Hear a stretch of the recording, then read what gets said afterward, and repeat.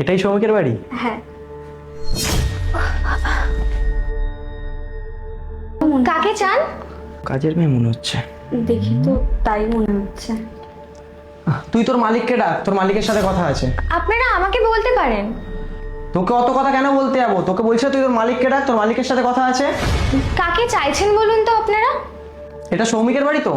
ও দাদা ভাই, সৌমিক দা তো একটু ভেতরে ওয়াশরুমে রয়েছে, আপনারা আমাকে বলতে পারেন। আমি সৌমিক দাদার ছোট বোন। তোর ড্রেস আপ দেখে মনে হচ্ছে তুই সৌমিকের বোন, আর নিজেকে সৌমিকের বোন বলে প্রকাশ করছিস। ওর জুতো দেখো, আর চুলটা, ছি! কোথায় সৌমিক আর কোথায় ও? ওকে দেখে মনেই হচ্ছে না কোথা দিয়েছে ও এই বাড়ির মেয়ে। শোন, তুই চুপচাপ, তোকে যেটুকু বলা হয়েছে তুই সেটুকু কর। ডেকে দে ওকে। আর এটা হলো আমার বোন, দুদিন পর এই বাড়ির মালকিন ওই হতে চলেছে। ও, এইটা দাদার গার্লফ্রেন্ড? বিশ্বাস করুন, আমি সৌমিক দার ছোট বোন। সৌমিক দা আমার নিজের দাদা। বেশি কথা বলছে দাদা। দেখ, তোর মতো ফালতু সময় আমাদের হাতে নেই, আমাদের অনেক কাজ থাকে, বুঝলি তো? আর এরকম আমরা লোকের বাড়িতে কাজ করে বেড়াই না। তুই বেশি কথা না বলে তুই তোর মালিককে ডাক, তোর মালিকের সাথে আমাদের কথা আছে। ঠিক আছে, আমি দাদা ভাইকে ডেকে দিচ্ছি। দাদা ভাই, দাদা ভাই। বল, ডাকছিস কেন? আরে তুমি কখন এলে? কি বলবো তোমায়, এসছি তো সেই কখন, কিন্তু তোমার এই কাজের লোকটার জন্যই তো টাইমটা বেরিয়ে গেল। সে কখন থেকে বলছে তোমাকে ডেকে দিতে, ও তো কোনো কথাই শুনছে না আমাদের।